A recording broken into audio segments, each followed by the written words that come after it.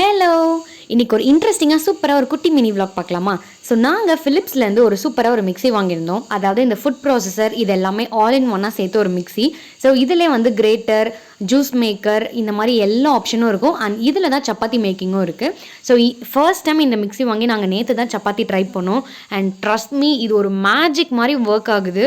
என்னென்னா அவங்களே ஒரு கிளாஸ் கொடுத்துருப்பாங்க. அதில் 1 கிளாஸ் வந்து கோதுமை ஆட்டா மாவுனா 1/2 கிளாஸ் 1/4 கிளாஸ் தண்ணி.